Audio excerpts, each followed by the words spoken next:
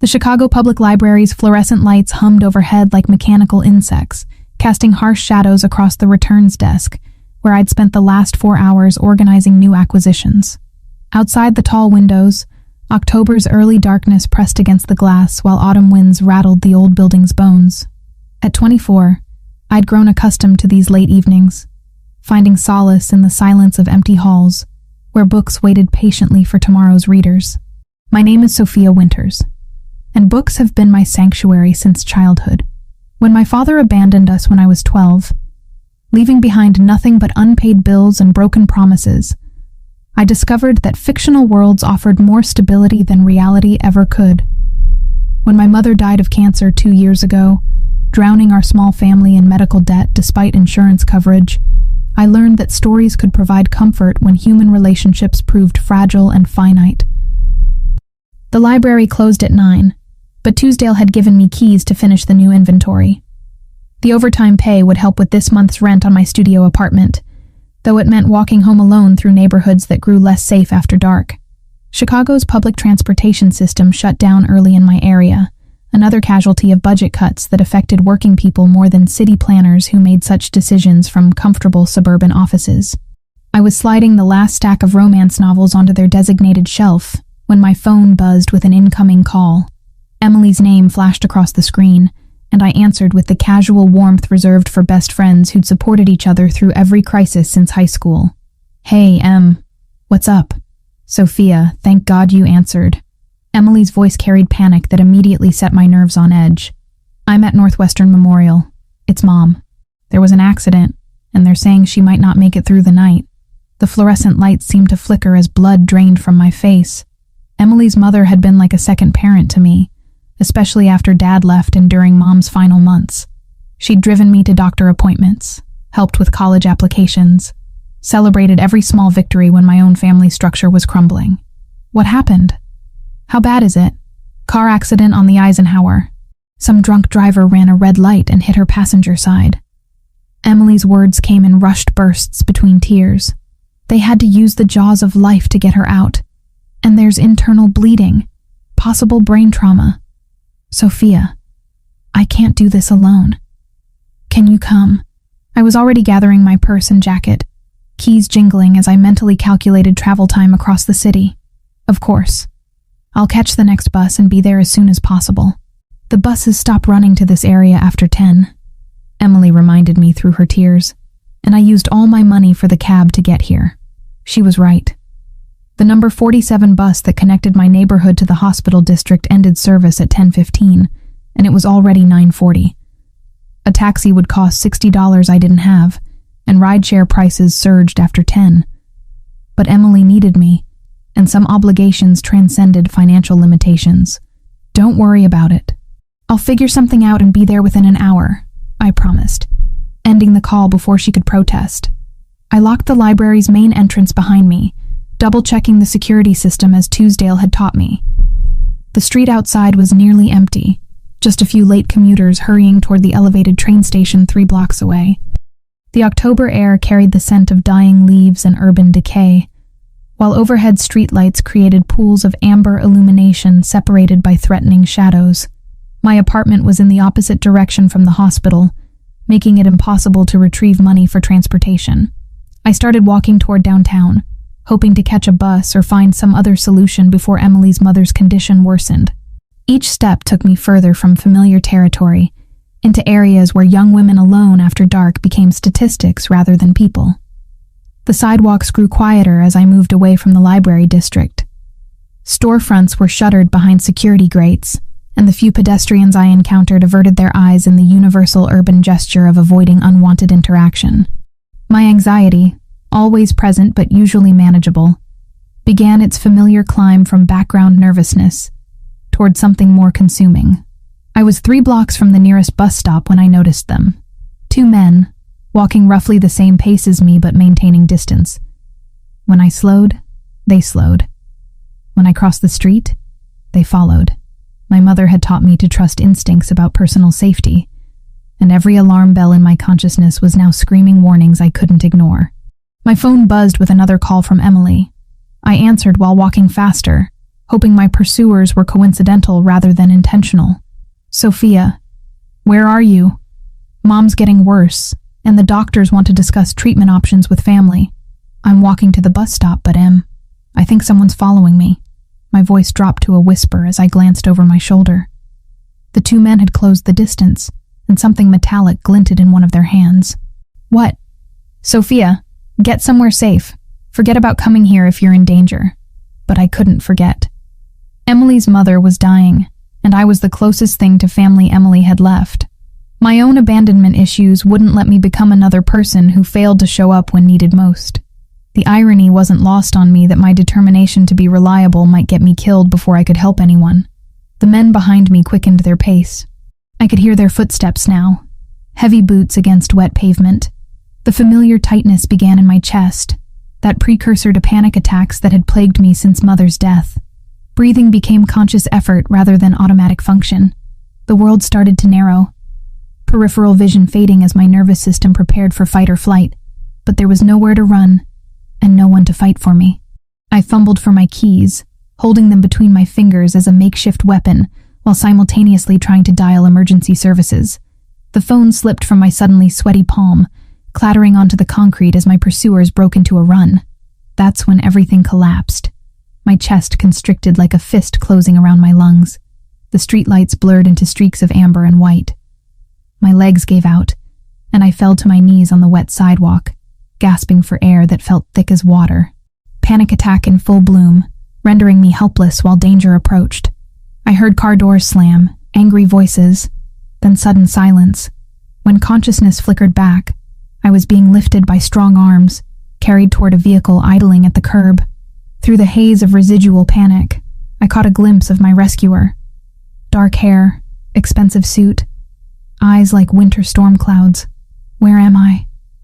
I managed to whisper, as he placed me carefully in the passenger seat of what appeared to be a luxury sedan.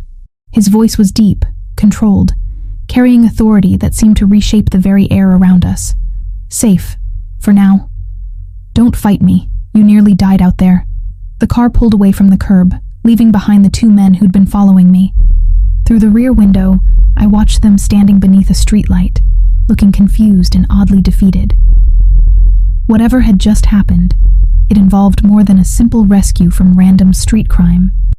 As we drove through Chicago's late-night streets, I studied my mysterious savior in the dashboard's glow. He was handsome in the way that suggested both refinement and danger, with sharp cheekbones and a jaw that looked carved from granite. His hands on the steering wheel bore expensive rings, and everything about his presence suggested someone accustomed to being obeyed without question.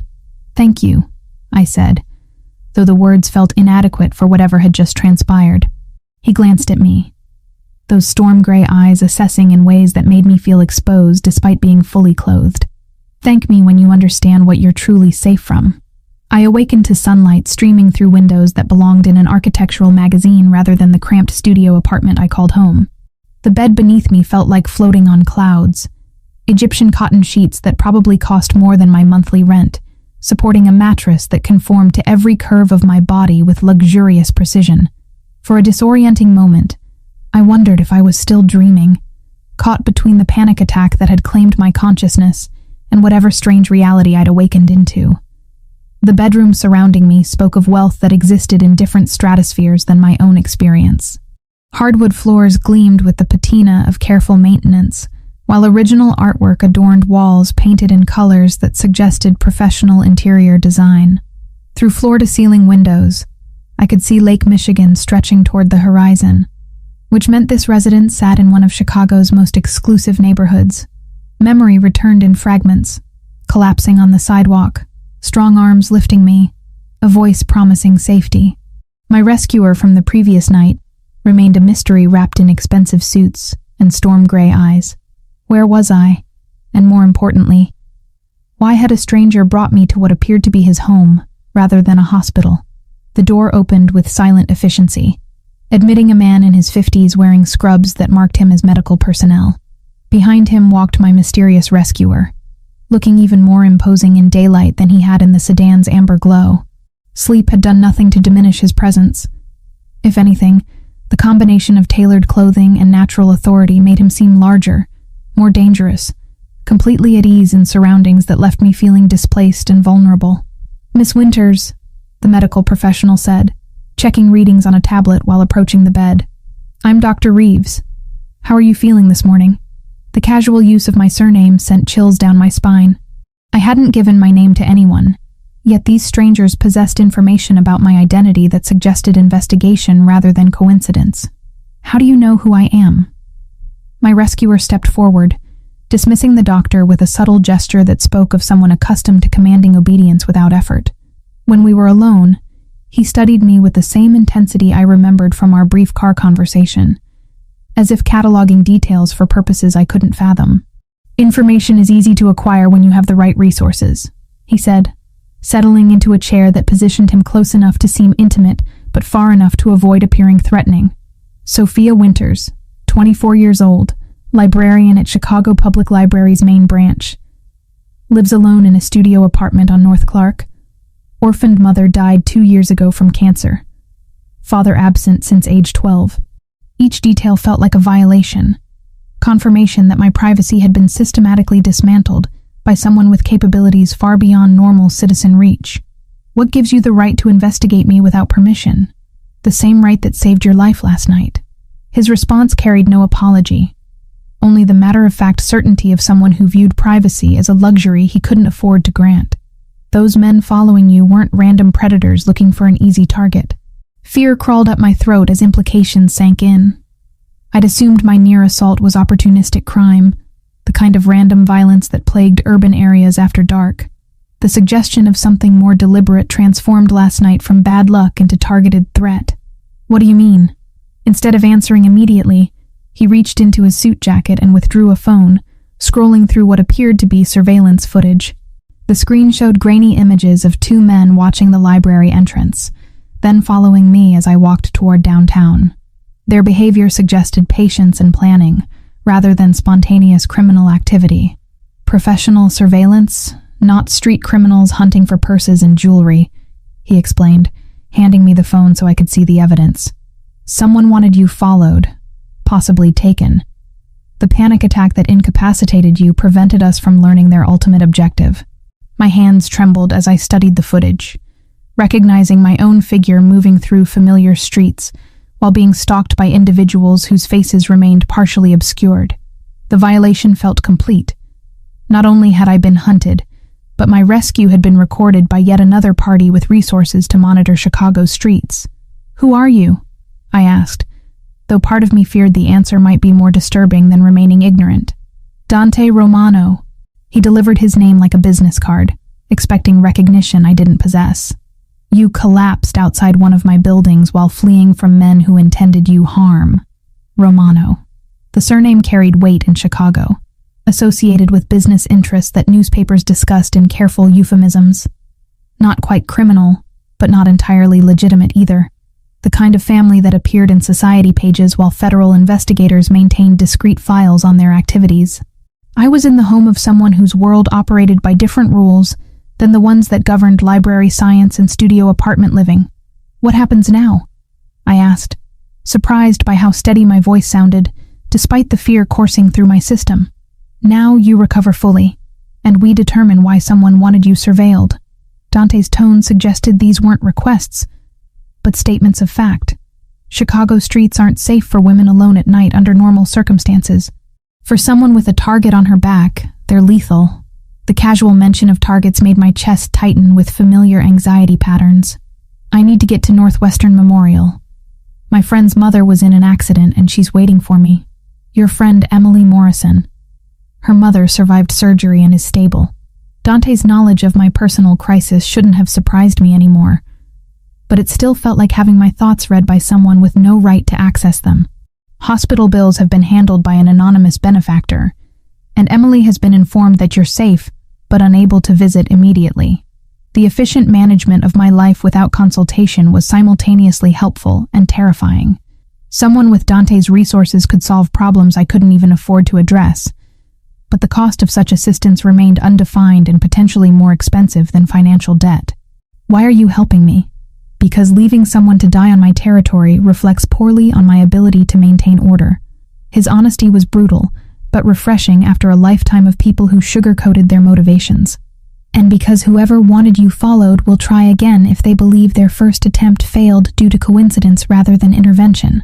He stood with fluid grace, moving to the window where morning light illuminated the sharp planes of his face and emphasized the controlled power in his posture.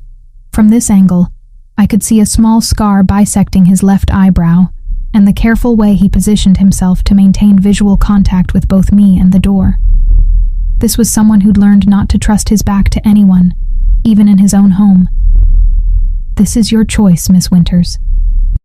You can return to your apartment, your job, your normal routine, and hope that last night was an isolated incident. Or you can accept my protection until we identify the threat and eliminate it permanently. The word eliminate hung in the air between us, heavy with implications that belonged in crime novels rather than conversations with librarians. I was being offered safety by someone whose methods for providing it might involve consequences I preferred not to contemplate. What does your protection entail, exactly? Dante's smile was sharp as winter wind off Lake Michigan. It means you don't walk Chicago streets alone after dark. It means your apartment receives security upgrades you didn't request but desperately need. It means anyone who considers you a target will have to go through me first. The offer was seductive and terrifying in equal measure.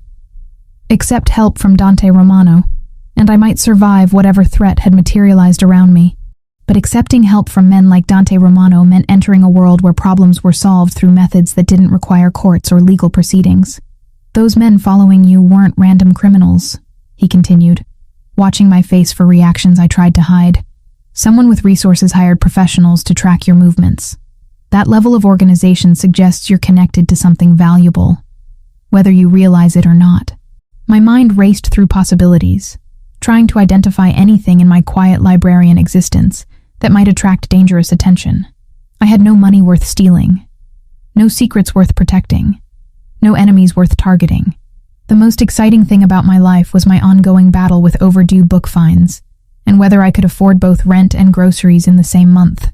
I don't understand what anyone could want from me. Neither do I, yet. Dante's expression suggested this mystery intrigued, rather than frustrated him. But in 3 hours, I know more about your background than you've shared with people you consider friends. Information is my business, Miss Winters, and you've become very interesting business indeed. The investigation of my life was continuing even as we spoke, I realized.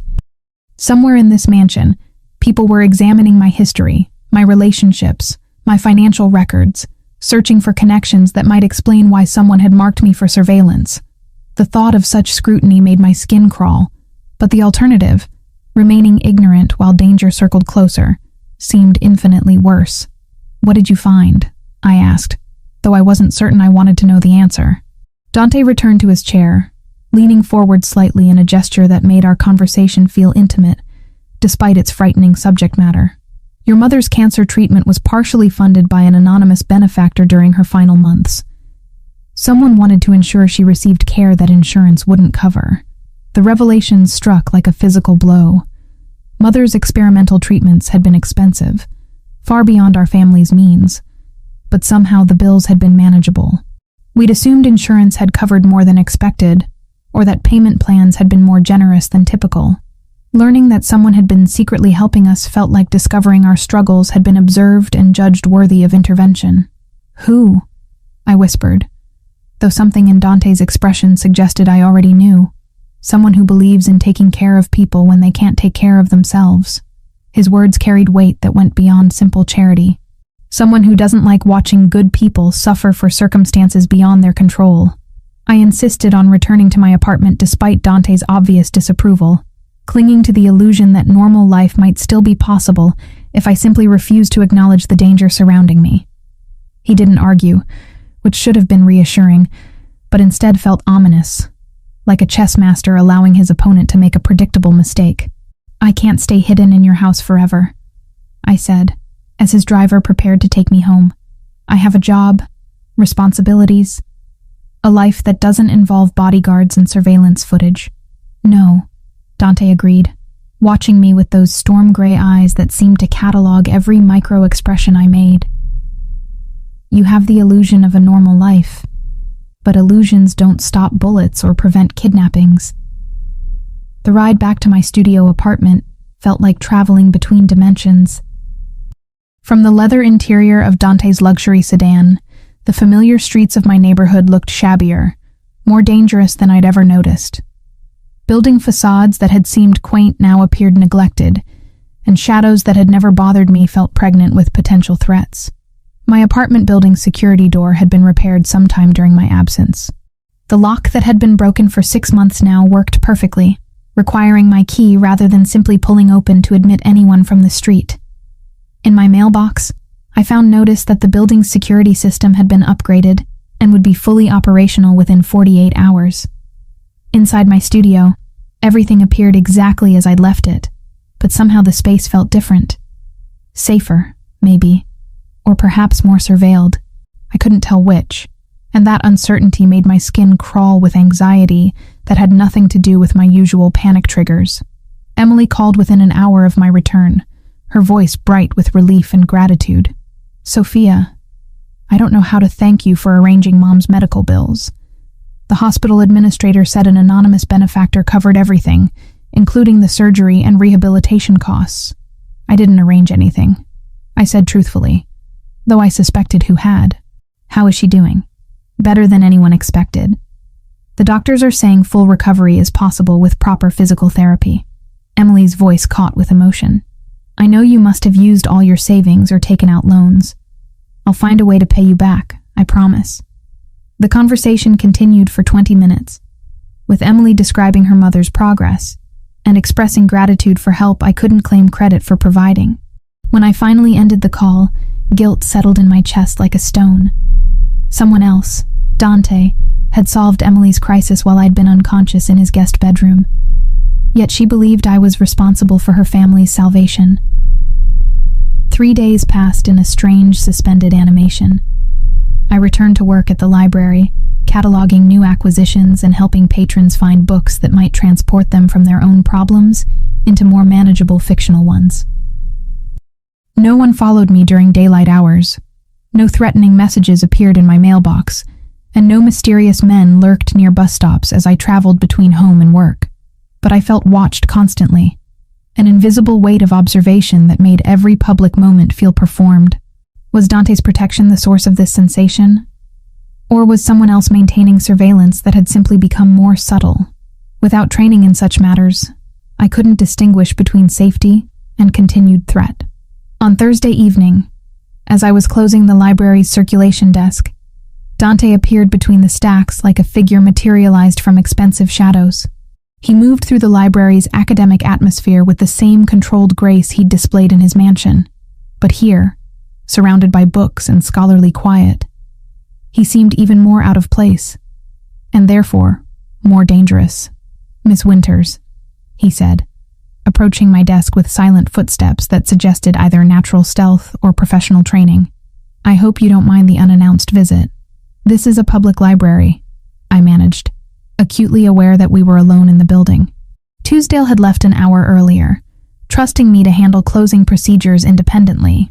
"Anyone can walk in during business hours." "Not anyone," Dante corrected, settling into a chair across from my desk with casual authority. "Security footage shows no unauthorized visitors in the past 72 hours.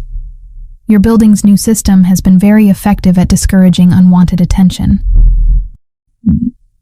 The revelation that he'd been monitoring the library's security feeds shouldn't have surprised me, but it still felt like discovering that privacy was a concept he didn't recognize. "You've been watching me work? I've been ensuring your safety while you insisted on maintaining normal routines." His tone suggested this distinction was important, though I couldn't see the meaningful difference between protection and surveillance when both involved cameras tracking my every movement. "And what have you concluded from your observation?" Dante leaned back in the chair, studying me with the same intensity that had characterized our every interaction. "That you genuinely believe you can return to your previous life by pretending the threat doesn't exist. It's admirable and completely naive." Heat rose in my cheeks at the casual dismissal of my attempts at normalcy. Not everyone solves problems by hiding in mansions surrounded by armed guards. "No," he agreed. Most people who refuse adequate protection end up dead or wishing they were. But you're not most people, are you, Miss Winters? Before I could ask what he meant, Dante stood and moved toward the library's rare books section, running his fingers along leather spines with surprising reverence. Among the scholarly atmosphere and towering shelves, his dangerous edge seemed temporarily softened, replaced by something that might have been genuine appreciation for learning. "I'd like to show you something," he said, turning back toward me. "Away from here, somewhere we can speak privately without concern for electronic surveillance or unexpected visitors." Every rational instinct screamed warnings about accepting further invitations from men like Dante Romano. But curiosity had always been my weakness, the drive that led me to library science and made me effective at research. The mystery of his interest in me, combined with growing awareness of threats I couldn't identify or counter alone, overrode caution. "Where?" I asked, already reaching for my purse and jacket. "Dinner, somewhere that closes for private parties when I make reservations." His smile held promises I couldn't interpret, equal parts seductive and threatening. "Trust me to feed you properly and show you something beautiful." The restaurant was unlike anything I'd ever experienced. Located in a renovated warehouse in River North, it appeared closed from the street, with no signs or visible activity. But when Dante's driver pulled to the curb, the door opened immediately, revealing an interior that belonged in European capitals rather than industrial Chicago. Crystal chandeliers cast warm light across tables set with china that probably cost more per place setting than I made in a month. A single table had been prepared in an alcove overlooking the Chicago River, positioned to provide both intimacy and visual security. The waitstaff moved with choreographed precision, appearing when needed and vanishing when conversation required privacy. "You own this place," I said, not really asking. "I own several restaurants throughout the city," Dante confirmed, pouring wine that tasted like liquid luxury into glasses that caught light like captured starlight. "This one caters to clients who value discretion above publicity." The meal was art disguised as food, each course carefully composed and perfectly seasoned, accompanied by wines that enhanced flavors I didn't know existed. Throughout dinner, Dante spoke about Chicago's history, the development of neighborhoods I'd lived in but never truly understood, the economic forces that shaped urban life for people like me. "You know a lot about the city for someone who probably doesn't ride public transportation," I observed, surprised by how natural conversation felt despite the extraordinary circumstances. "I know Chicago because it's my responsibility to understand every aspect of my territory," he replied, the word territory carrying implications that went far beyond normal business concerns. From the political structures that determine zoning laws to the individual families struggling to maintain dignity while surrounded by economic forces beyond their control. "Families like mine was," I said quietly. Something shifted in Dante's expression, a softening that made him seem more human, and therefore more dangerous to my emotional equilibrium. "Your mother fought harder than most people could manage. Cancer is a battle that requires resources many families don't possess, no matter how much love they have to give. How do you know so much about her illness?" "Because I made sure she received every possible treatment option." His honesty was gentle, but absolute. When someone dies too young from a disease that money can treat, it reflects poorly on the community that failed to help them. The casual admission that he'd been secretly helping my family for years rewrote everything I thought I knew about my own life. Mother's final months had been painful, but not financially devastating, though we'd assumed her insurance had been more comprehensive than expected. Learning that a stranger had been quietly ensuring her care felt like discovering that my most private struggles had been observed and managed by someone I'd never met. "Why?" I whispered, the question barely audible over the restaurant's soft instrumental music. "Because some things matter more than profit margins or business efficiency." Dante's fingers traced patterns on the white tablecloth, his attention seemingly focused on the abstract design he was creating. "Because watching good people suffer when help is available violates every principle I was raised to respect." When he looked up, his eyes held vulnerability I hadn't seen before, as if admitting to charity was somehow more revealing than confessing to criminal activity. In that moment, I glimpsed the person beneath the dangerous exterior, someone who used power to protect, rather than simply to accumulate more power. "You're not what I expected," I said, surprising myself with the admission. What did you expect? Someone colder, more calculating. Less. I struggled for the right word, then settled on honesty. Less human. Dante's laugh held genuine amusement, rather than the sharp edge that characterized most of his expressions. Humanity is a luxury men in my position rarely afford themselves, but occasionally, someone comes along who makes it seem like a reasonable risk. The weight of his gaze made me feel exposed in ways that had nothing to do with physical vulnerability. We were approaching territory that felt more dangerous than the original threat that had brought us together. Emotional, rather than physical peril that could reshape my understanding of safety and desire. We should go, I said, though every instinct argued against leaving this beautiful space where danger felt distant and intimacy seemed possible. Yes, Dante agreed, but neither of us moved immediately. We should. The drive back to my apartment passed in comfortable silence, the city lights creating a kaleidoscope of color against the sedan's windows. When we arrived at my building, Dante walked me to the entrance, his presence making the familiar streets feel safer than they had since the night I'd collapsed. Thank you for dinner, I said, keys in hand but reluctant to end an evening that had transformed my understanding of the man who'd appointed himself my protector. Thank you for trusting me enough to accept the invitation. He stepped closer, not threateningly, but enough that I could smell his cologne, something expensive and masculine that made my pulse quicken. Sophia. The use of my first name rather than formal address sent warmth through my chest. Before I could analyze the sensation or consider its implications, his fingers brushed against my cheek, tracing the line of my jaw with exquisite gentleness. Sleep well, he said, stepping back before the moment could develop into something more complicated. Tomorrow we begin identifying exactly who wants you under surveillance and why. As I watched his sedan disappear into Chicago's late-night traffic, I realized that accepting Dante Romano's protection had changed more than just my security status. It had awakened possibilities I'd never allowed myself to imagine. Dangerous attractions that threatened to be more consuming than any external threat I might face. The flowers arrived on Friday morning, delivered to the library's main desk while I was helping a graduate student locate obscure poetry collections.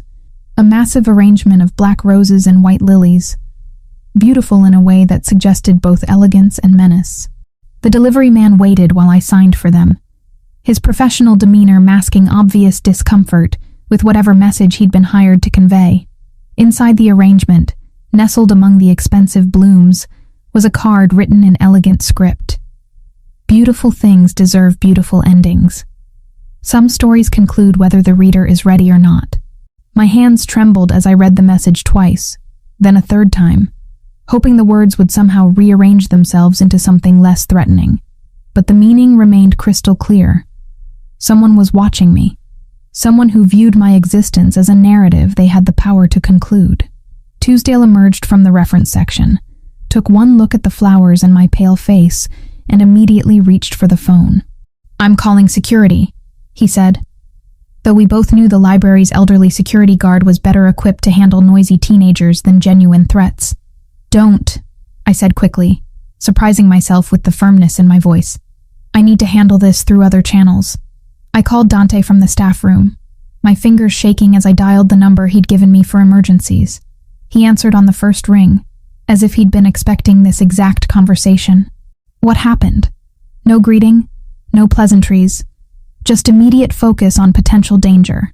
Flowers, with a message. I read him the card's contents, hearing my own voice grow steadier as I spoke. Something about Dante's controlled attention helped center my spinning thoughts. Don't touch them again. Don't throw them away.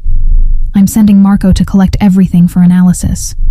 The background noise on his end suggested movement, preparations being made with the efficiency of someone accustomed to crisis management. Are you safe where you are right now?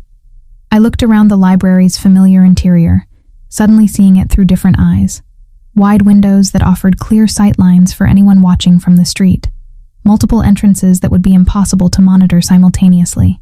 Stacks of books that could conceal someone moving between floors. I don't know anymore. Stay exactly where you are. Marco will be there in 15 minutes, and he's bringing backup. Dante's voice carried the same controlled authority I'd grown to associate with safety. But underneath it, I detected something new, anger that felt personal rather than professional. Whoever sent those flowers made a mistake by escalating to direct contact. Marco arrived with 2 other men, all wearing suits that couldn't quite hide the fact that they were armed and extremely alert. They moved through the library with practiced efficiency, collecting the flowers and photographing everything while maintaining casual conversation with Tuesdale about library security and neighborhood safety. "Miss Winters," Marco said quietly, approaching my desk while his companions completed their work. "Mr. Romano wants you to understand that this changes the situation significantly." "How?" "Direct threats mean whoever's been watching you has decided surveillance isn't sufficient anymore." Marco's tone was matter of fact, but his eyes constantly scanned the library's interior for potential threats. "They're moving toward active engagement." The phrase active engagement sent cold fear through my system, but I forced myself to ask the question that mattered most. "What does that mean for my safety?" "It means your normal routine just became impossible to maintain." Marco's honesty was brutal, but necessary. Library work, walking alone, living in an unsecured apartment, all of that has to change until we identify and eliminate the threat.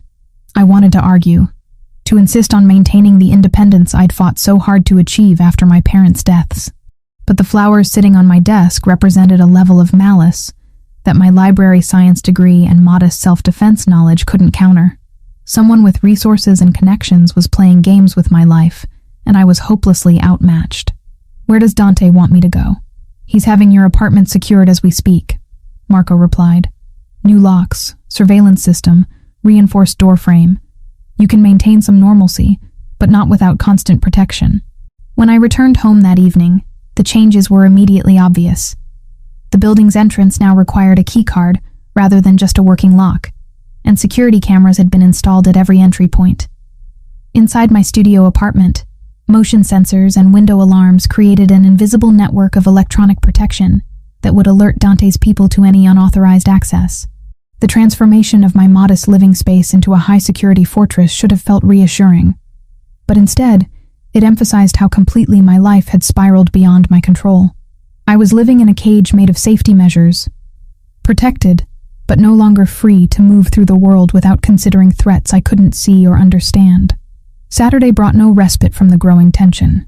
Marco positioned himself discreetly near the library during my shift, while other members of Dante's security team maintained surveillance from vehicles parked strategically around the building. Their presence was subtle enough to avoid alarming other library patrons, but obvious enough to make me hyper-aware of being watched and protected simultaneously. During my lunch break, I discovered Dante waiting in the rare books section, reading what appeared to be a collection of Italian poetry. Surrounded by centuries-old literature and scholarly quiet, he seemed more accessible than usual. Dangerous edge softened by genuine appreciation for learning and culture. "Finding anything interesting?" I asked, settling into the chair across from his reading nook. "Dante Alighieri," he replied, closing the book but keeping his finger between the pages to mark his place. "My namesake, though I doubt my parents expected me to understand the irony when they chose the name." "The irony?" "A man who wrote about journeys through hell while creating his own version of paradise." Dante's smile held self-awareness that was both attractive and unsettling. Sometimes I wonder if he'd recognize the world his descendants created. The literary conversation felt surreal given the circumstances that had brought us together. But it also revealed depths to Dante's character that purely business relationships wouldn't have exposed. Here was someone who found meaning in poetry and philosophy, while managing enterprises that operated outside legal boundaries. "You're not what I expected when I first heard the name Romano," I admitted. "What did you expect?" "Someone less educated, more obviously criminal." I hesitated, then decided on complete honesty. Someone who wouldn't care about anonymous medical bills or flowers with threatening messages. Dante set the book aside and leaned forward, bringing his attention into sharp focus on my face. "The flowers aren't random harassment, Sophia. They represent escalation from professional surveillance to personal intimidation." "What's the difference?" "Professional surveillance suggests someone wants information about your activities, your connections, your potential value as leverage against someone else." His explanation was clinical. but I caught the tension in his voice that suggested personal investment in my safety. Personal intimidation means they've moved beyond information gathering toward direct action. Action like what? Kidnapping, torture, murder disguised as accident or random crime. Dante's brutal honesty cut through any remaining illusions I might have held about my situation. The flowers were a warning that your time for normal life has expired. Fear crystallized in my chest, not the familiar anxiety of my panic attacks, but something colder and more focused. Who would want to hurt me? I don't have money, political connections, access to valuable information. I'm nobody important. You're important to me, Dante said quietly, the admission carrying more weight than any elaborate declaration could have managed.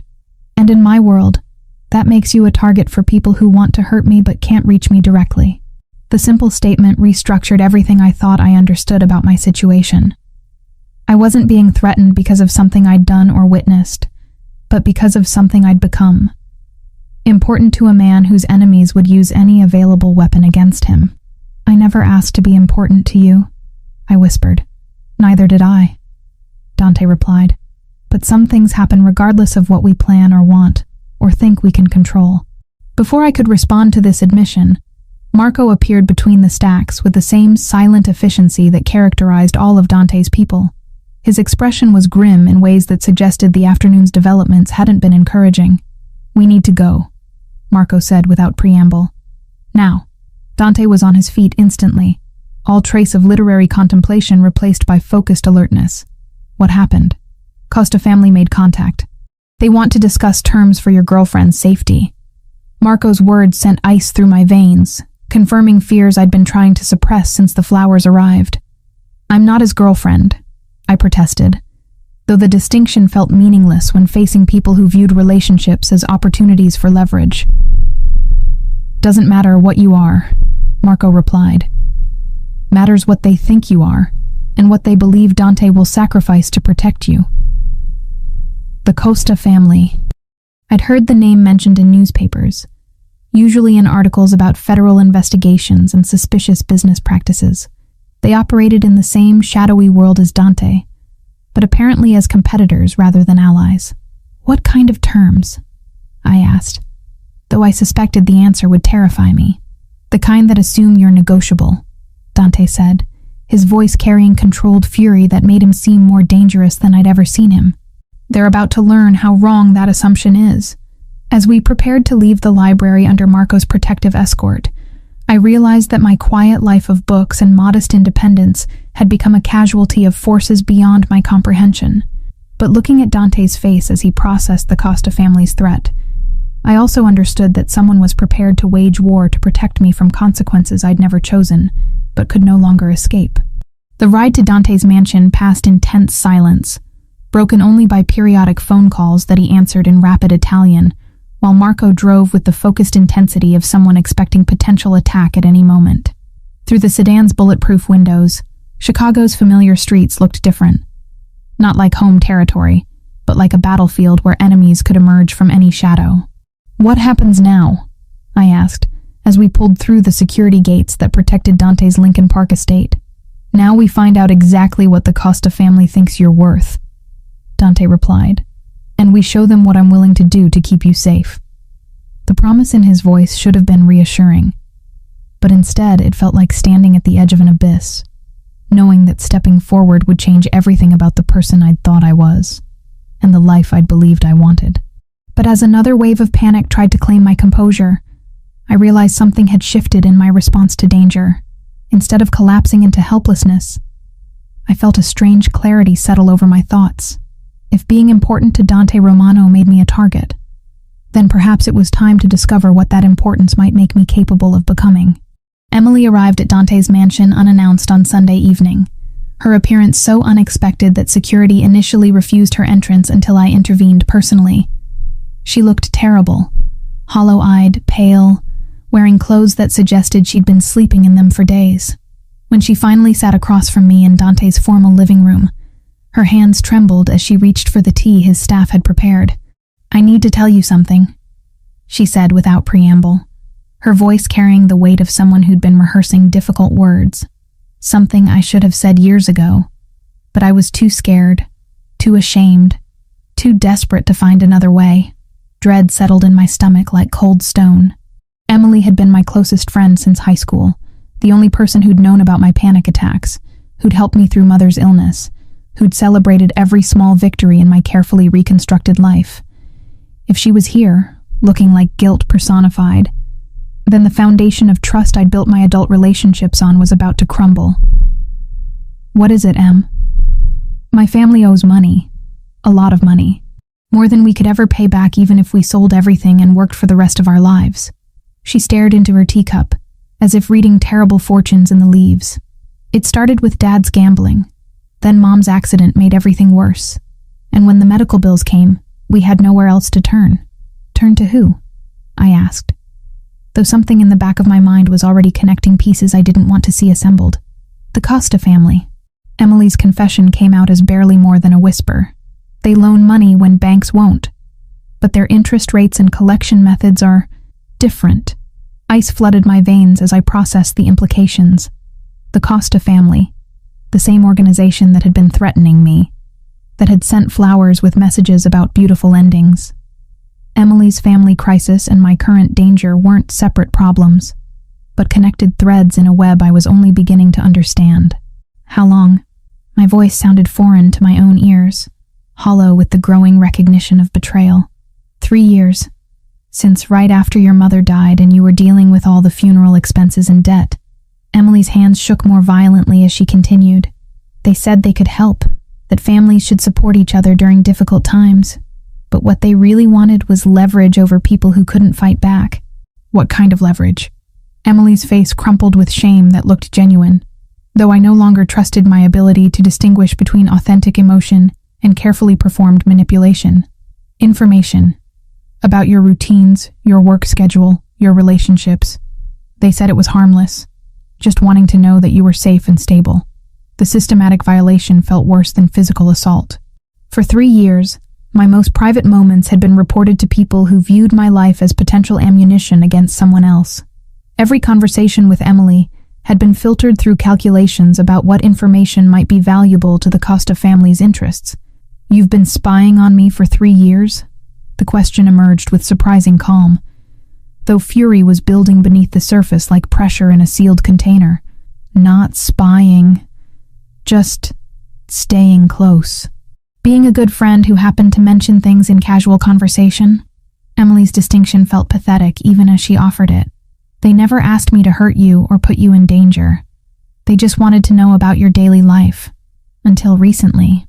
Emily's silence confirmed what I'd already suspected. The escalation from passive surveillance to active threats meant her handlers had moved beyond information gathering toward more direct action. "What changed?" I pressed. "What made them decide observation wasn't sufficient anymore?" "Dante Romano." Emily's voice broke completely as she spoke his name. "When they realized you were connected to him, everything became more urgent. They said you were in a position to provide valuable intelligence about his operations, his security procedures, his personal vulnerabilities. So they asked you to get closer to me, to dig deeper." "They didn't ask." Emily's correction was fierce but desperate. "They threatened. Mom's medical treatment, our house, my little brother's college fund. Everything we care about hangs on our cooperation with their requests." I stood abruptly, pacing to the window that offered views of Lake Michigan while I processed the magnitude of Emily's betrayal. My best friend, the person I'd trusted with my deepest fears and most private struggles, had been reporting my activities to criminals who wanted to use that information against someone I was growing to care about. "The flowers," I said, turning back toward Emily. "Did you tell them about my panic attacks? About how specific triggers can incapacitate me?" Emily's guilty expression confirmed my suspicions. "They asked about your emotional responses to stress, whether certain situations might make you more cooperative or easier to manage." The clinical way she described my psychological vulnerabilities made me feel like a laboratory specimen being studied for weaknesses. Every panic attack I'd confided in her, every moment of vulnerability I'd shared during Mother's illness, had been cataloged and reported to people who viewed my mental health as tactical intelligence. "Where's the wire?" I asked suddenly, the question occurring to me with crystalline clarity. "What?" "The recording device. The way you're positioned, The careful word choices. The fact that you came here alone despite knowing this place is probably under surveillance. I moved closer to Emily's chair, studying her clothing and posture for signs of hidden electronics. They sent you here to get me on record discussing Dante's activities, didn't they? Emily's face went ash white, confirming my suspicions even before she spoke. Sophia, you don't understand the pressure they apply. They don't just threaten you. They demonstrate what happens to people who refuse their requests. Show me the device. With shaking hands, Emily reached into her purse and withdrew what appeared to be a high-end smartphone, its screen indicating active recording. Everything we'd discussed had been transmitted to people who intended to use my words as evidence of cooperation with criminal enterprises.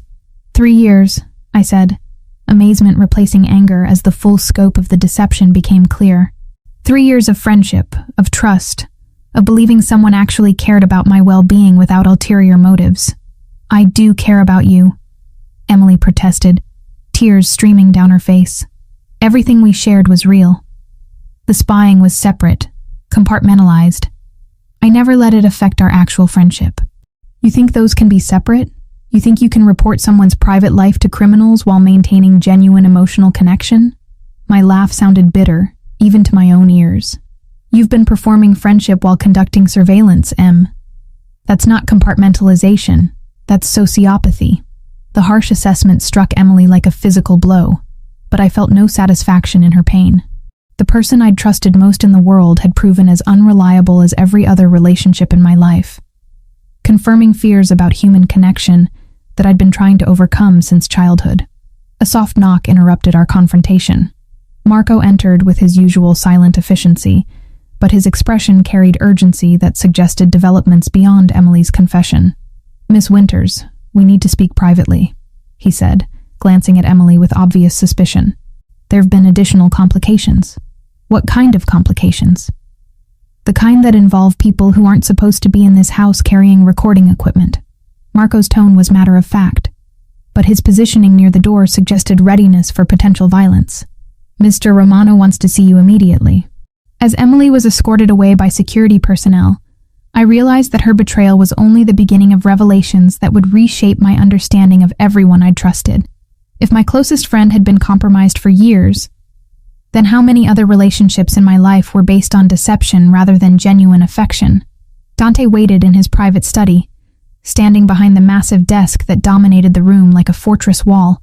His expression was darker than I'd ever seen it, controlled fury radiating from every line of his body as he processed information that had clearly exceeded his worst expectations. How much did you tell her? He asked without preamble. Tell her what? About our relationship. About your feelings. About information you might have gathered regarding my business operations.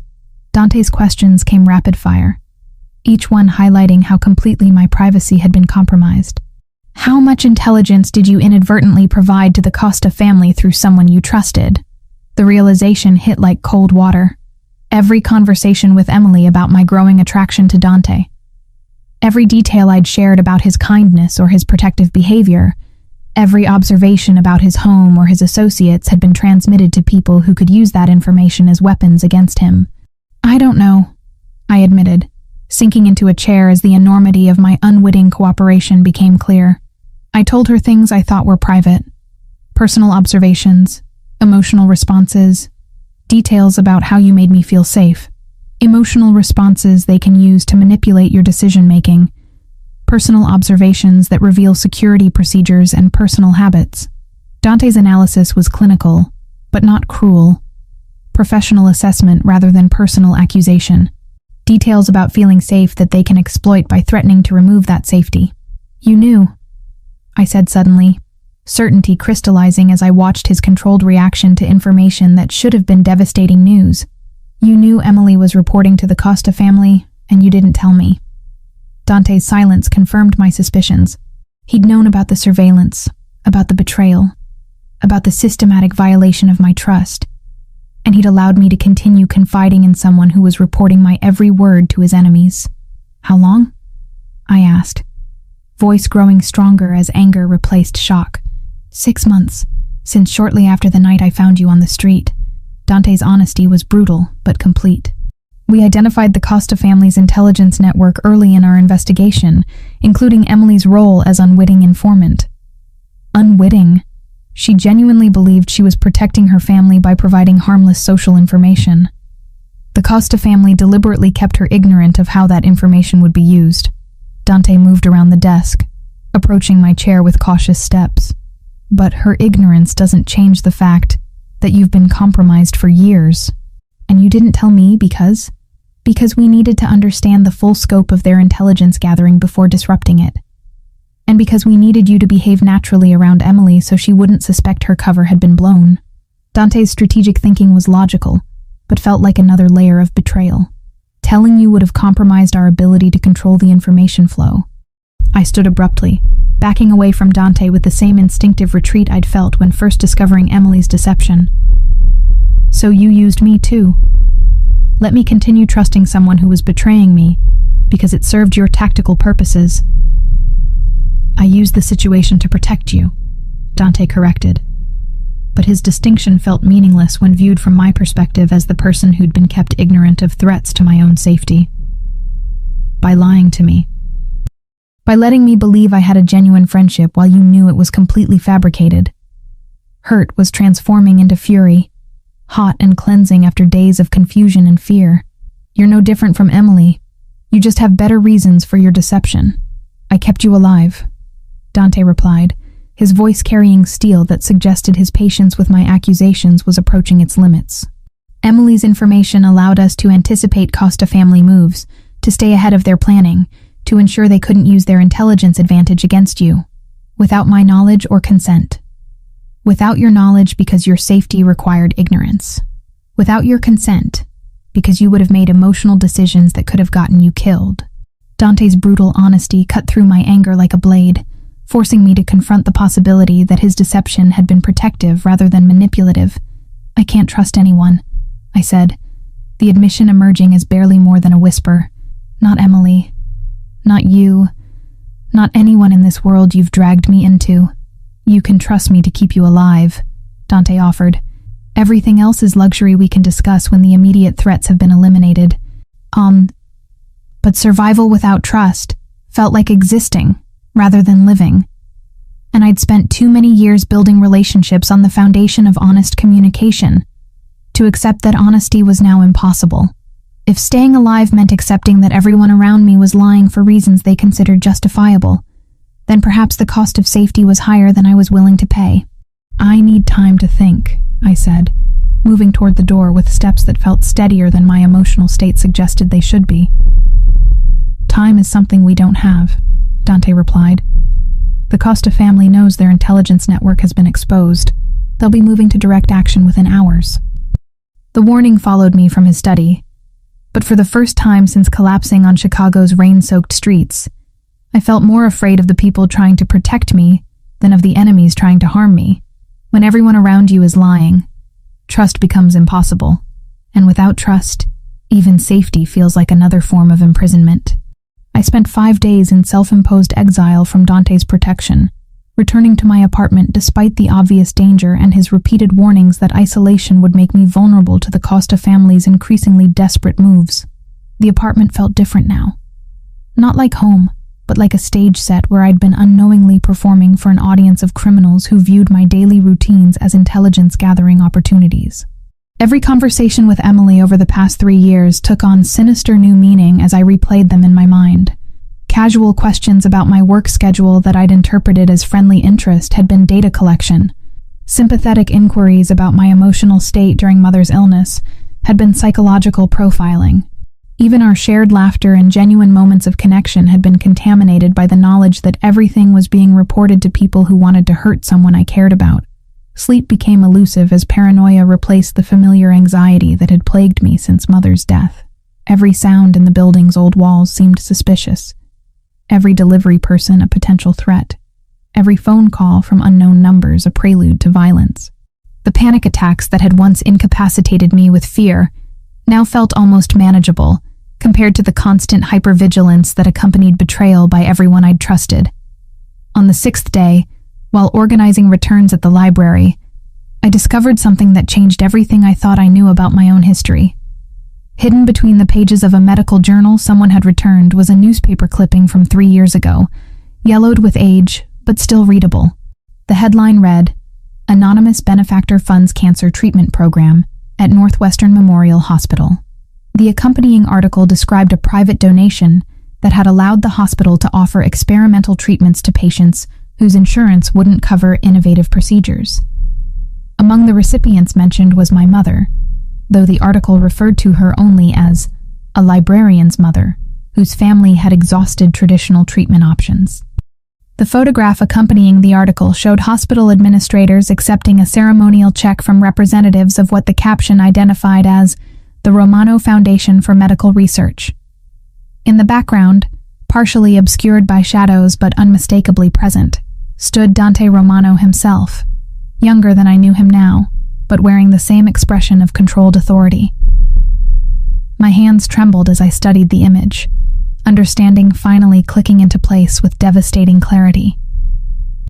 Dante hadn't helped my family from a distance as a stranger making charitable donations. He'd been personally involved in ensuring my mother received care, present at ceremonies I'd never been told about, actively engaged in managing her treatment in ways that went far beyond anonymous financial assistance. The revelation restructured everything I thought I understood about our relationship. His protection hadn't begun the night I collapsed in the rain. It had started years earlier, during my family's most desperate moment, when I'd been too overwhelmed with grief and medical crises to notice that miracles were being orchestrated by someone with both the resources and motivation to help. I called the number he'd given me for emergencies, my finger hovering over the contact for several minutes before finally pressing dial. He answered immediately, as always, his voice carrying concern that seemed more personal than professional. "Sophia, are you safe? I found something." My voice sounded steadier than I felt. "A newspaper article from when my mother was sick. You were there, Dante. At the hospital, personally involved in her treatment funding." The silence that followed stretched long enough that I wondered if the connection had been lost. When he finally spoke, his voice carried resignation rather than surprise. "Where are you?" "The library. Hiding in the rare books section because it feels like the only place in Chicago where no one's watching me. Stay there. I'm coming to get you.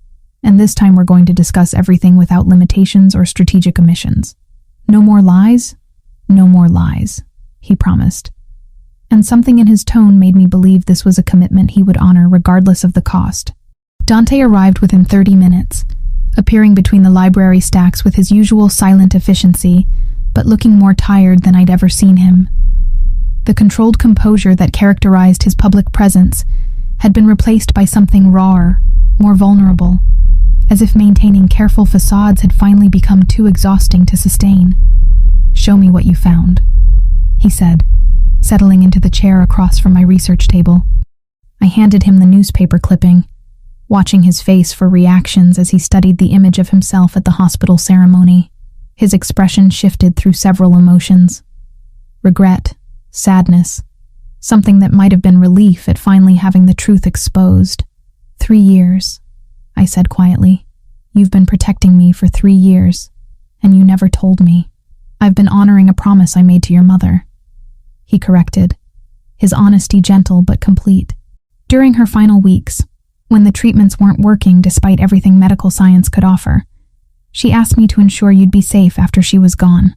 The words hit me like physical blows, restructuring my understanding of both my mother's death and Dante's involvement in my life. "You knew her personally?" "I knew her through the hospital's charity programs. She was grateful for the treatment funding, but worried about leaving you alone without family support." Dante's voice grew softer as he continued. "She made me promise that if anything ever threatened your safety, I would intervene personally, rather than through institutional channels. Why would she trust a stranger with that kind of responsibility? Because she was an excellent judge of character, who understood that sometimes the most dangerous people are also the most reliable when it comes to protecting innocent lives." Dante leaned forward, bringing his full attention to bear on my face. "And because she recognized that you would never accept direct help from someone like me, but you might accept protection if you believed it was coincidental rather than orchestrated." The systematic deception felt overwhelming, but this time it carried weight of care rather than manipulation. My mother, dying and desperate to ensure my future safety, had entrusted my protection to someone whose resources and moral code would make him capable of honoring such a promise, regardless of personal cost. "The night you found me in the rain," I said, pieces falling into place with crystalline clarity. "That wasn't coincidence either. I had people monitoring your routines to ensure your safety. When you deviated from normal patterns and walked alone through dangerous neighborhoods, security was dispatched to maintain discreet surveillance."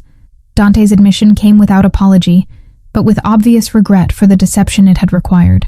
"Finding you collapsed from a panic attack while being followed by potential threats activated protocols your mother and I had hoped would never be necessary.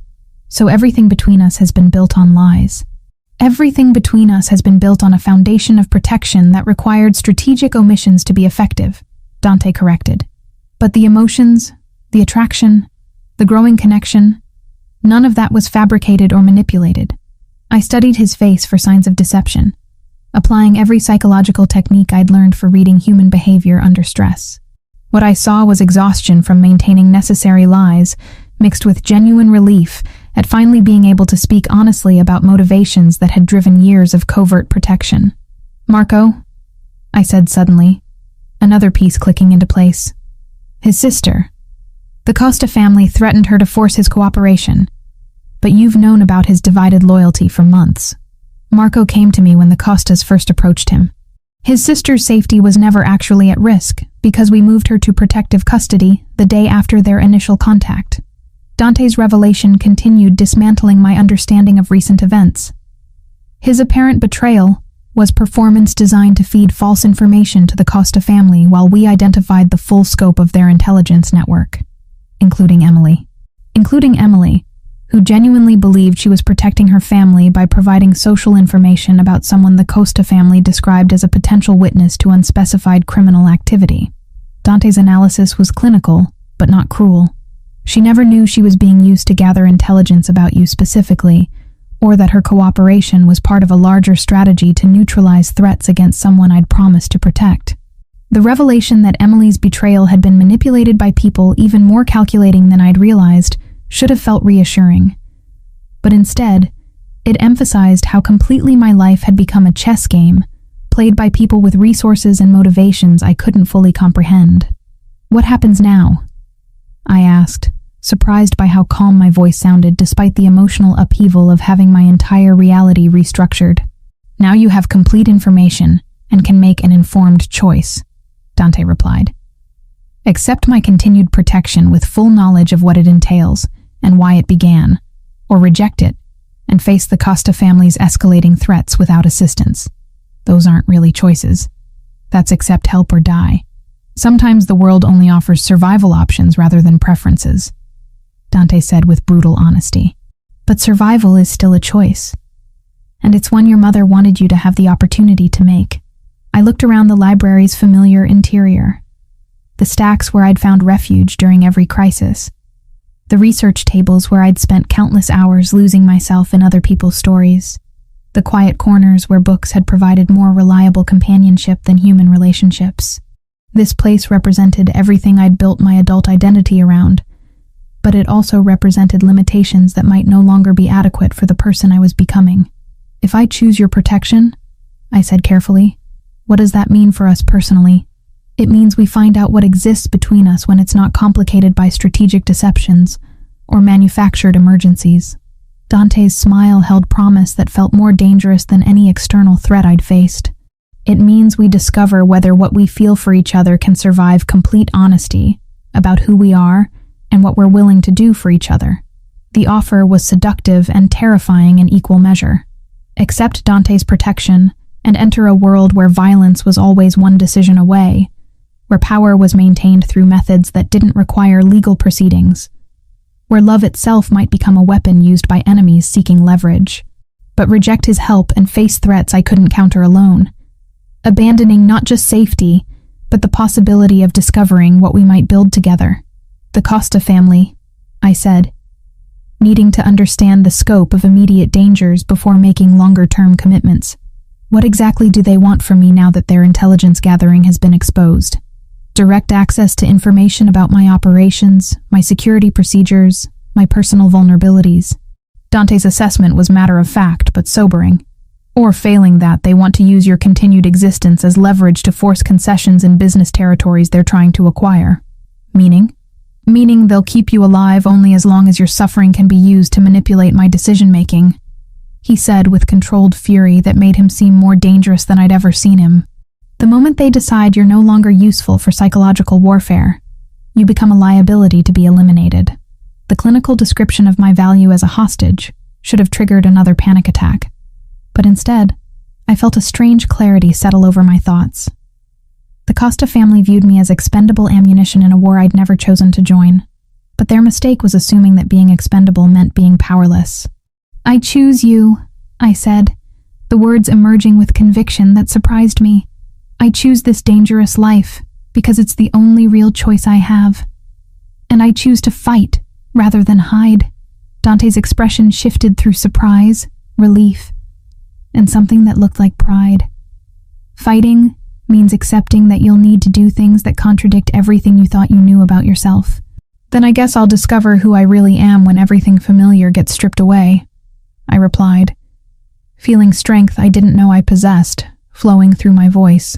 "But I'd rather face that discovery with you than face certain death alone." As we prepared to leave the library together, I realized that my quiet life of books and solitary independence had been an illusion maintained by someone else's protection. But perhaps illusions were simply preparation for realities we weren't ready to accept.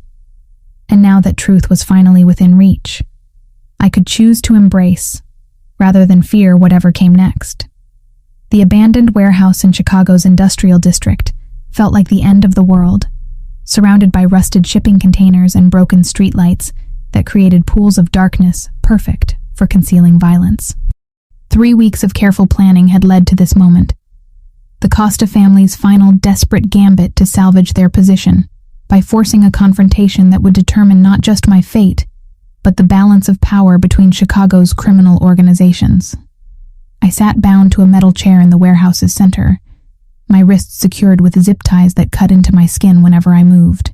The concrete floor beneath me was stained with substances I preferred not to identify, while overhead fluorescent lights flickered with electrical problems that cast everything in unstable, stuttering illumination. Vincent Costa paced around me like a predator circling wounded prey, his expensive suit incongruous against the industrial decay surrounding us. He was older than I'd expected, maybe 60, with silver hair and the kind of cold authority that spoke of decades spent making life and death decisions without hesitation or regret. "Miss Winters," he said, his voice carrying cultured tones that belonged in boardrooms rather than warehouses scheduled for demolition. "I hope you understand that none of this is personal. You're simply the most effective pressure point available for influencing Mr. Romano's business decisions." 50 feet away, Emily and a young woman I didn't recognize, Marco's sister, I realized, were secured to similar chairs, both looking terrified, but unharmed. Their presence served as additional leverage, multiple hostages to complicate any rescue attempt, and ensure Dante's compliance with whatever terms Vincent intended to propose. "What do you want?" I asked, surprised by how steady my voice sounded despite the zip ties and the very real possibility that I might not survive the next hour. "Simple territorial concessions," Vincent replied, consulting an expensive watch that probably cost more than my annual salary. "Mr. Romano withdraws from the Port Authority contracts, ceases expansion into the Southside distribution networks, and transfers management of the Museum District Protection Services to our organization. In exchange for what? Your continued existence, and theirs." He gestured toward Emily and Marco's sister with casual indifference. Though I should mention that Mr. Romano's compliance isn't the only factor determining whether you leave here alive. Before I could ask what he meant, the warehouse's main entrance burst open with explosive force.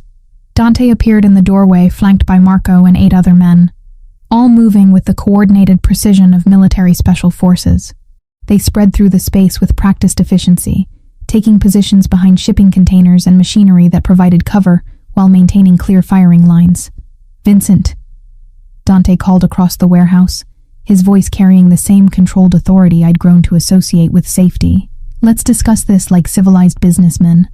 Civilized businessmen don't kidnap innocent women to resolve commercial disputes, Vincent replied, positioning himself behind my chair where Dante's people couldn't get a clear shot without risking my safety.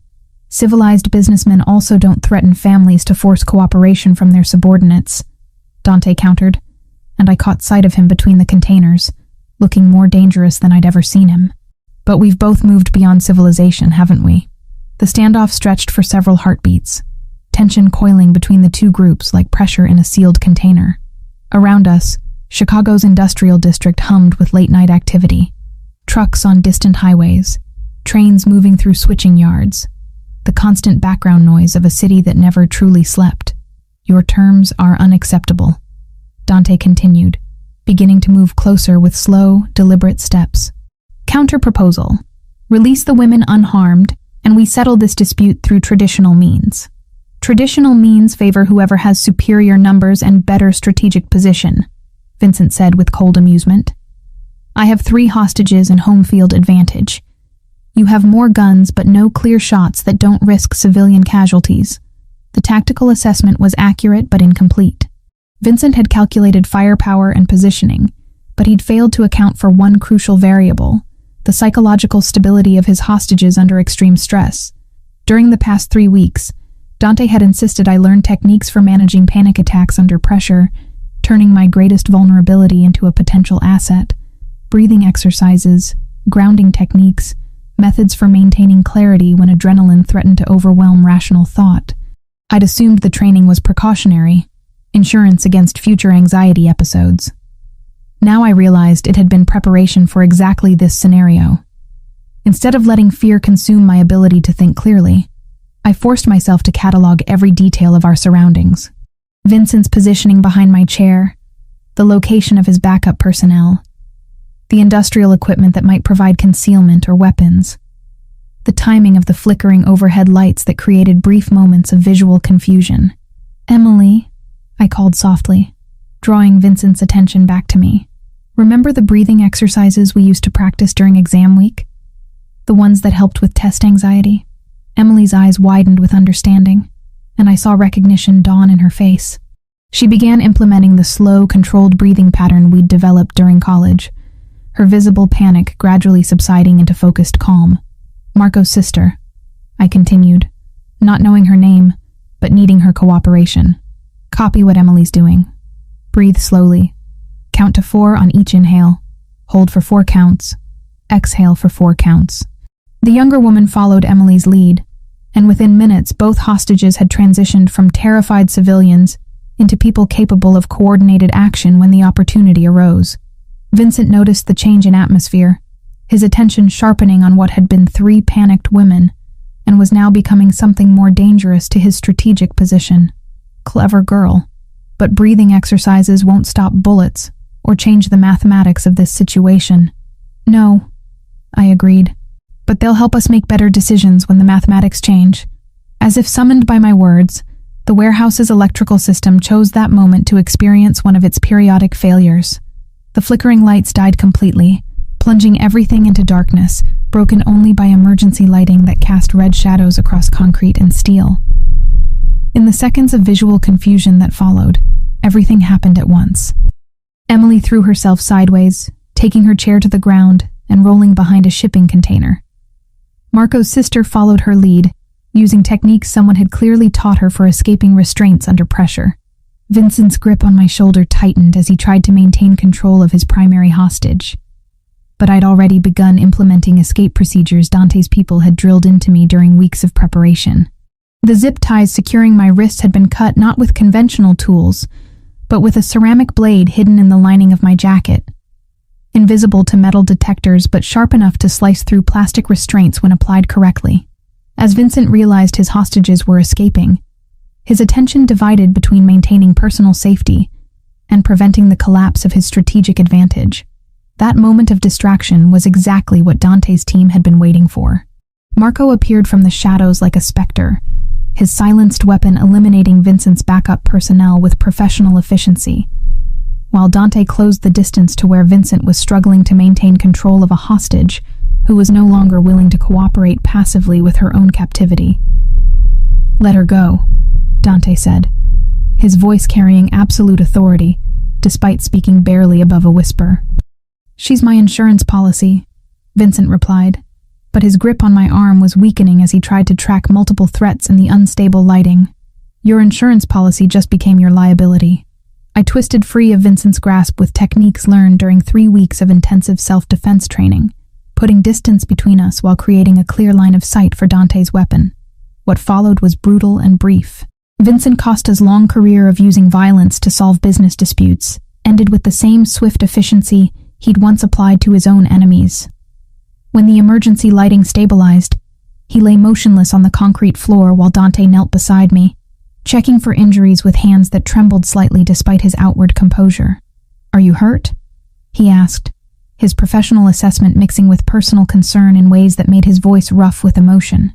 "Scared but functional," I replied, surprised by how accurate the description felt. The terror was still there, but it existed alongside something new. Confidence in my ability to function under pressure that I'd never possessed before. Emily approached cautiously, looking shell-shocked but uninjured. "Sophia, I'm so sorry. For everything. For the spying. For the betrayal. For putting you in danger because of my family's problems. We'll discuss forgiveness later," I said, not unkindly, but with firmness that surprised all of us.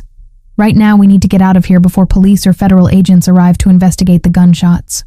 Marco's sister had already begun gathering evidence that might link the scene to Romano family operations, moving with efficiency that suggested this wasn't her first experience with post-violence cleanup procedures. Emily watched with fascination that bordered on horror, finally understanding the world she'd inadvertently become part of through her family's financial desperation. "What happens now?" Emily asked as Dante's people prepared our departure from the warehouse. "Now, the Costa family's Chicago operations cease to exist," Dante replied matter-of-factly.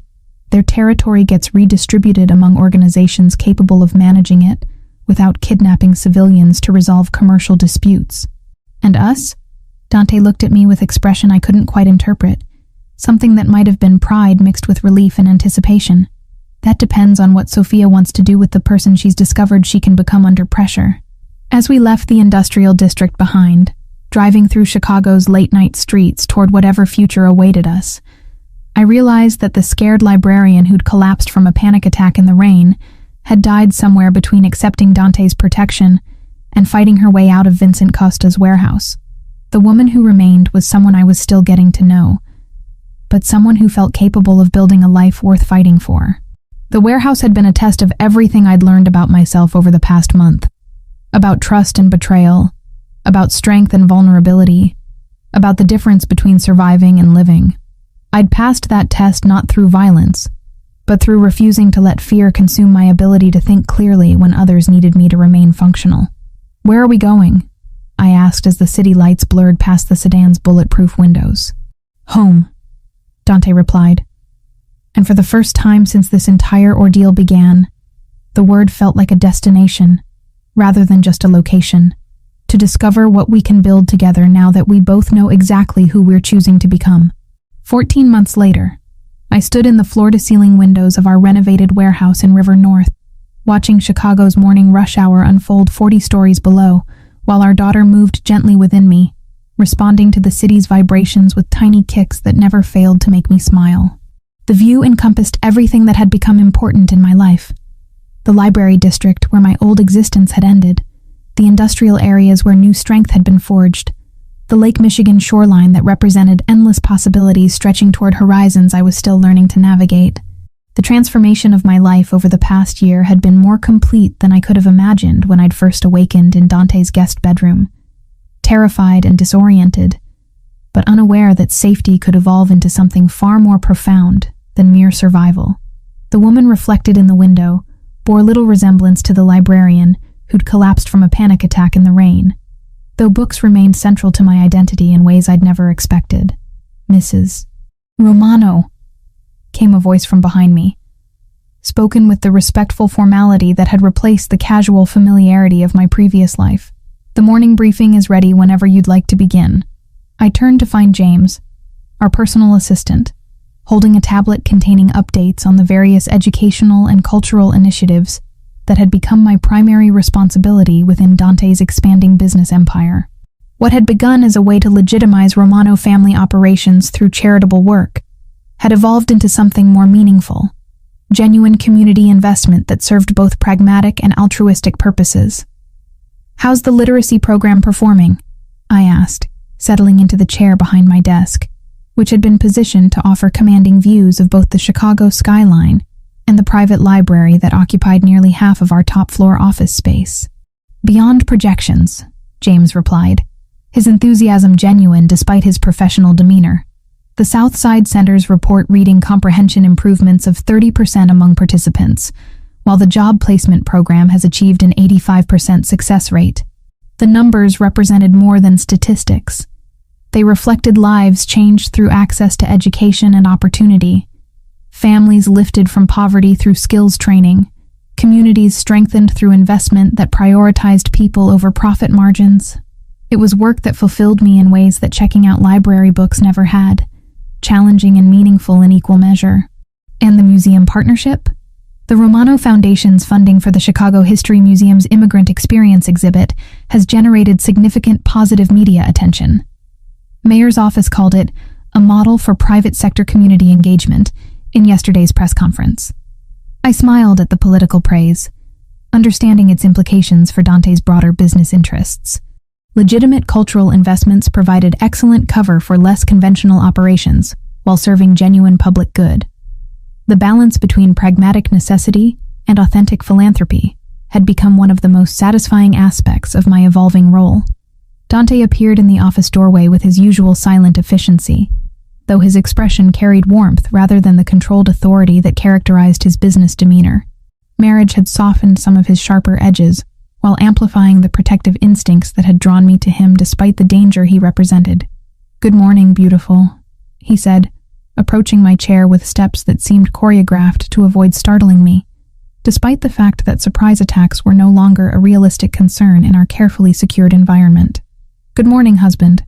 The title still felt new on my tongue, weighted with implications I was still learning to navigate. "How did the Port Authority meeting go?" "Smoothly.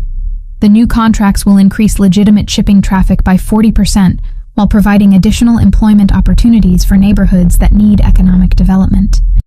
Dante's explanation was delivered with the matter-of-fact tone he used for business updates, but I caught the satisfaction in his voice at achieving goals that served multiple purposes simultaneously. The integration of legal and illegal enterprises within Romano family operations had accelerated since Vincent Costa's elimination, with territory expansion focusing more on legitimate business opportunities than traditional criminal revenue streams. It was evolution rather than abandonment of family traditions, adaptation that preserved essential elements while reducing unnecessary risks. "Marco's sister wants to discuss expanding the youth mentorship program," I mentioned, consulting my notes from the previous day's meetings. "She thinks we could double enrollment if we add after-school components to the weekend workshops." "Approved. Whatever resources she needs." Dante's immediate agreement reflected both trust in my judgment and genuine commitment to programs that created alternatives to criminal recruitment for young people in economically disadvantaged areas. The Youth Mentorship Initiative had begun as strategic community relations, but evolved into something more personal after witnessing its impact on families struggling with the same poverty and limited opportunities that had defined my own childhood. These programs represented investment in futures that might otherwise be lost to violence or desperation, prevention rather than punishment, as an approach to community safety. "Dr. Martinez called about the anxiety research grant," I continued, referencing another project that combined personal experience with professional expertise. "The preliminary studies on panic attack management in high-stress environments are showing promising results. Your techniques? Modified for broader application. The breathing and grounding methods that helped me function during crisis situations are being adapted for first responders, military personnel, healthcare workers, anyone whose job requires maintaining clarity under extreme pressure. The transformation of my greatest vulnerability into a tool for helping others had been one of the most unexpected developments of the past year. My experience with panic attacks, once a source of shame and limitation, now contributed to research that might prevent others from experiencing the same helplessness I'd once felt when anxiety overwhelmed rational thought. A soft knock interrupted our morning planning session. Emily entered with a folder of documents, her appearance professional, but relaxed in ways that reflected her successful transition from reluctant informant to trusted employee.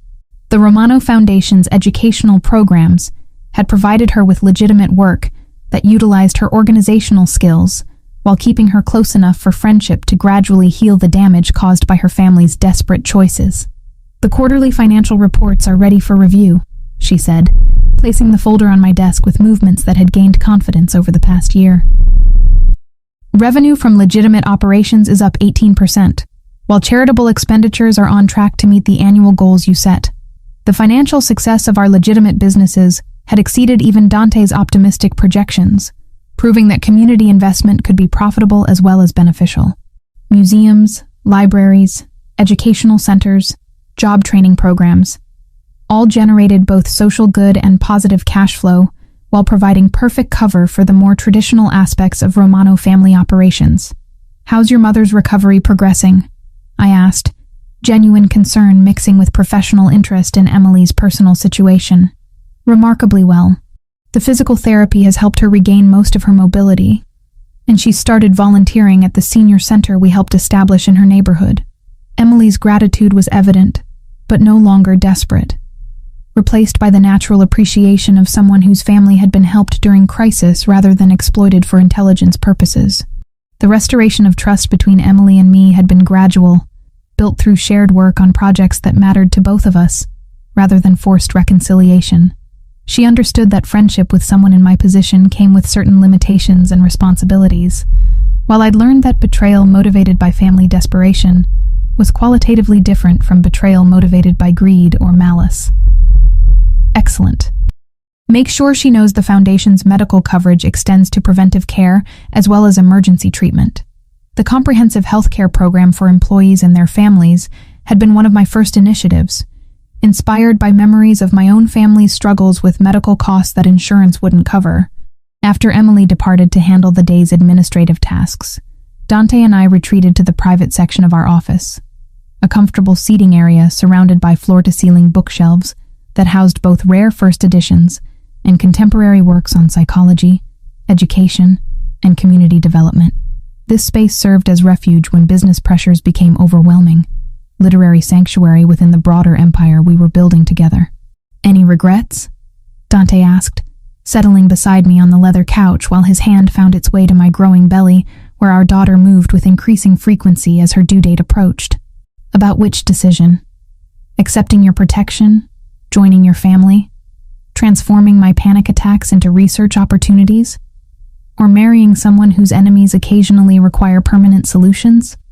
My tone was light, but the question addressed serious territory we'd navigated carefully throughout our relationship. "Any of them. All of them." His honesty was gentle but complete. "I know this isn't the life you'd planned before you collapsed in that rain. The life I'd planned was built on illusions about safety and independence that were never realistic for someone like me."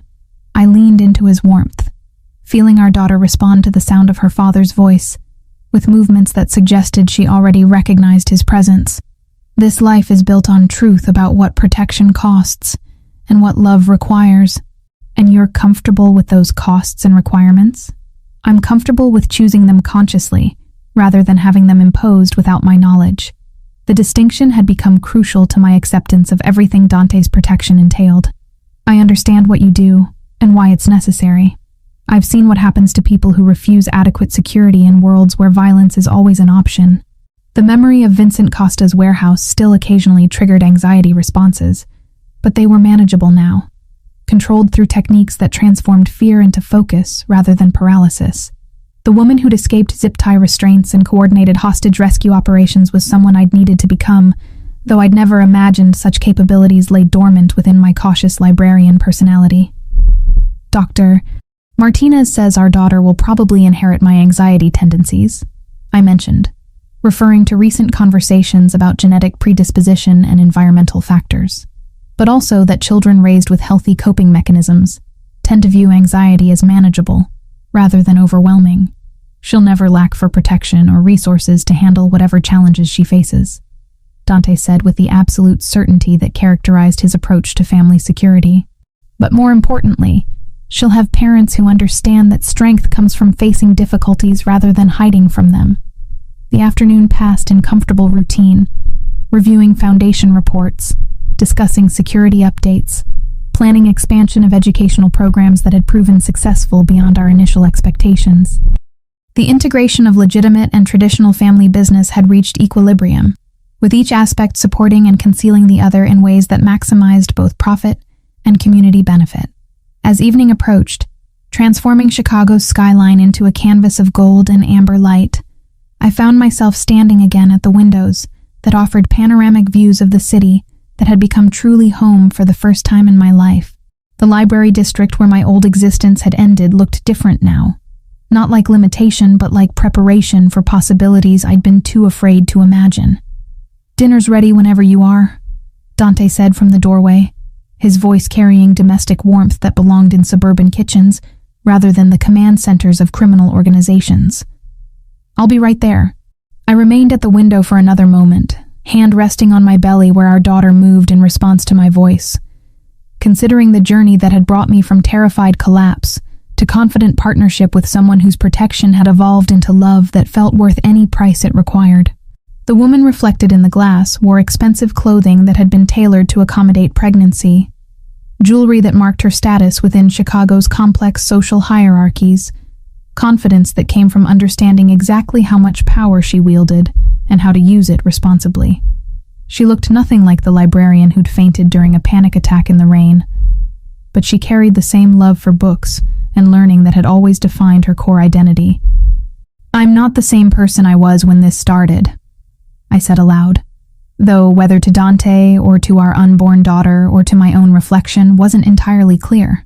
"Neither am I," Dante replied, his arms encircling me from behind with gentleness that contrasted sharply with the controlled violence he was capable of applying when family safety was threatened. "Some transformations are worth everything they cost." As we prepared to join Marco and his sister for dinner, family meals had become sacred time protected from business interruptions. I realized that accepting Dante's protection had taught me the difference between safety and security, between surviving and thriving, between independence and isolation. The choices I'd made had consequences that extended far beyond personal happiness into community impact and family legacy. Our daughter kicked again, stronger this time, as if responding to the contentment in her parents' voices or the promise of a future built on truth rather than illusion. She would grow up knowing exactly what her family did and why it was necessary, raised with resources and protection that would allow her to choose her own path while understanding the responsibilities that came with privilege. "She's going to be strong," Dante observed, feeling our daughter's movements through my skin. "She's going to be loved," I corrected, though strength and love weren't mutually exclusive in the world we were creating for her. "And she's going to understand that some things are worth fighting for." The Chicago skyline glittered beyond our windows, 8 million people pursuing dreams and ambitions that sometimes required protection from predators who viewed vulnerability as opportunity. Within that vast urban landscape, we'd carved out space for building something that mattered, a family, a legacy, a version of power that served others rather than simply accumulating resources for their own sake. As we headed toward dinner and conversation with people who'd become family through choice rather than blood, I understood finally that panic attacks in the rain sometimes led to destinations we never could have reached through careful planning. Some journeys began with collapse and ended with transformation that made the terror of falling worth every moment of uncertainty about where we might land.